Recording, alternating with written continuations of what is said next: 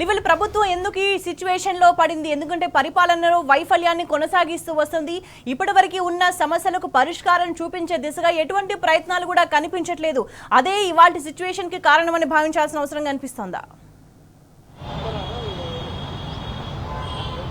తప్పకుండా ఇవాళ ఏదైతే కాంగ్రెస్ ప్రభుత్వం శాసనసభలో సమాధానం చెప్పలేక ప్రతి సభ్యుడు అడిగిన ప్రశ్న కూడా దాటవేసే పరిస్థితికి వచ్చింది. అందులో భాగంగానే వాళ్ళ క్వశ్చన్ అవర్కి సంబంధించి కూడా ప్రభుత్వం నుంచి సమాధానం చెప్పలేక ప్రభుత్వం ఏ ఒక్క హామీని కూడా నెరవేర్చలేకపోగా ఇవాళ ఉన్న పనులను కూడా చేయలేక ఈ విధంగా క్వశ్చన్ అవర్ను రద్దు చేసిందని చెప్పుకోవచ్చు. అందులో భాగంగానే వాళ్ళ మాజీ మంత్రి ఎమ్మెల్యే హరీష్ రావు సైతం అదే చెప్పారు. ఏదైతే నిన్న క్వశ్చన్ అవర్లో భాగంగా 3 కీలకమైన ప్రశ్నలు సంధించాం. ఆ క్వశ్చన్ అవర్కి సంబంధించి వస్తే మేము చర్చిస్తామని చెప్పేసి శాసనసభ వ్యవహారాలకు తీసుకెళ్ళాం. కానీ శాసనసభ వ్యవహారాల మంత్రి కావచ్చు, స్పీకర్ కావచ్చు, ఇటు సెక్రటరీ ముగ్గురు కూడా కావాల్సుకొని ఒక చర్చను పక్కదారి పట్టించేందుకు చర్చ జరగకుండా చేసేందుకే ఈ విధంగా ప్రశ్నోత్తరాలను రద్దు చేశారు. అందులో ప్రధానంగా రైతాంగానికి సంబంధించిన అంశం ఉంది. ఆ రైతాంగానికి సంబంధించిన అంశాన్ని ప్రధానంగా మేము సభలో లేవనెత్తామని చెప్పేసి కూడా ఈ విధంగా ప్రశ్నోత్తరాలను రద్దు చేశారు. ఇవాళ రైతులు ఎదుర్కొంటున్న ప్రధాన సమస్య సాగునీరు లేక ఇవాళ ప్రాజెక్టులన్నీ కూడా అడిగంటిపోయినాయి. ప్రాజెక్టుల నుంచి వచ్చే కాల్వల ద్వారా కూడా కాల్వల్లో నీరు ఇవ్వలేని పరిస్థితి ఉంది. తద్వారా భూగర్భ జలాలు పూర్తిగా అడుగంటి పచ్చని పంట పొలాలన్నీ కూడా పశువుల మేతగా ఉపయోగపడుతున్నాయి తప్ప ఎక్కడ కూడా రైతాంగానికి చేతికొచ్చే స్థితి లేదు. కనుక ఇవాళ రైతులు చాలా అరిగోసపడుతున్నారు. ఎక్కడ చూసినా ఇవాళ రైతులంతా కూడా వారు దినస్థితిలోకి వెళ్ళిపోయిన పరిస్థితి కనిపిస్తుంది.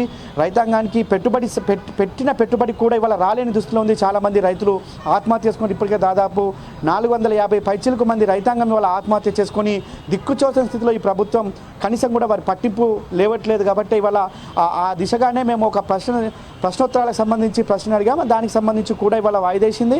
మరొకటి హెచ్ఎండిఏకి సంబంధించిన భూముల వేలానికి సంబంధించి 20,000 కోట్లను ఆర్జించేందుకు హెచ్సియుకు సంబంధించిన భూములు 400 ఎకరాలను అక్కడ ఏదైతే వేలం వేయడానికి సంబంధించిన అంశంపైన కూడా మేము ప్రధానంగా చర్చించాం. మరో 10,000 కోట్లకు ఇప్పటికే 10,000 కోట్లు సేకరించాం. 20,000 కోట్లకు ఏదైతే వేలం సంబంధించిన అంశాన్ని కూడా మేము ప్రధానంగా ఇవాళ చర్చించినాం. ధాన్యం కొనుగోలుకు సంబంధించిన అంశాన్ని కూడా ఇవాళ చర్చించాం. అంటే 54 లక్షల మెట్రిక్ టన్నులు మేము ధాన్యం సేకరిస్తామని చెప్పింది ప్రభుత్వం. కానీ కేవలం 24 లక్షల మెట్రిక్ టన్నులు మాత్రమే సేకరించి అది కూడా తూతుమంత్రంగా సేకరించి దానికి కూడా ఇవాళ ఎవరు కూడా బోనస్ ఇవ్వలేదు. బోనస్ ఇవ్వని పక్కన పెడితే వీరిచ్చిన హామీ ఏది కూడా అమలు చేయలేదు. కాబట్టి 3 ప్రధాన ప్రశ్నలుగా ఇవాళ మేము ప్రభుత్వాన్ని సంధించాం. కాబట్టి దాటవేసే ధోరణిలో భాగంగానే ఇవాళ మరొకసారి ప్రశ్నోత్తరాలను రద్దు చేశారు. అంతే ప్రశ్నోత్తరాలు రద్దు చేసి 0 అవర్ పెట్టారు. కానీ 0 అవర్ కాదు, మ్యాండేటరీ ఏదైతే క్వశ్చన్ అవర్ ఉందో క్వశ్చన్ అవరే మ్యాండేటరీ అని చెప్పేసి కూడా మాజీ మంత్రి ఎమ్మెల్యే హరీష్ రావు చెప్పారు. ఎట్టి పరిస్థితుల్లో ఈ 0 అవర్ సంబంధించి కావచ్చు, ఈ ప్రశ్నోత్తరాలకు సంబంధించిన అంశాన్ని ప్రధానంగా ఇవాళ సభ దృష్టికి తీసుకొచ్చారు. సభ దృష్టికి తీసుకొచ్చిన నేపథ్యంలో అనేక అంశాలను కూడా సభ దృష్టికి తీసుకొచ్చిన ప్రభుత్వం నుంచి ఎలాంటి చలనం లేదు. కనుక ప్రభుత్వం సమాధానం చెప్పలేకనే ఈ విధంగా చేసిందని చెప్పేసి కూడా ఈ సందర్భంగా చెప్పారు. అంతేకాకుండా ఇవాళ ఏదైతే ఈ ప్రధాన 3 అంశాలను ప్రధానంగా సభ దృష్టికి తీసుకొస్తే ప్రభుత్వం నుంచి ఆన్సర్ లేకనే ఇవాళ ఈ సిచ్యువేషన్ తీసుకొచ్చారని చెప్పుకోవచ్చు. అంతేకాకుండా ఇవాళ ఏదైతే ఈ ప్రశ్నలకు సమాధానం చెప్పలేక దాటవేసే ధోరణిలో భాగంగానే ఇవాళ ఈ సందర్భంగా తీసుకొచ్చిన అంశాన్ని కూడా చెప్పచ్చు. అంతేకాకుండా ఇవాళ 0 అవర్లో కూడా కాంగ్రెస్ పార్టీకి సంబంధించిన సభ్యులు కూడా ఇదే విషయాన్ని లేవనెత్తారు.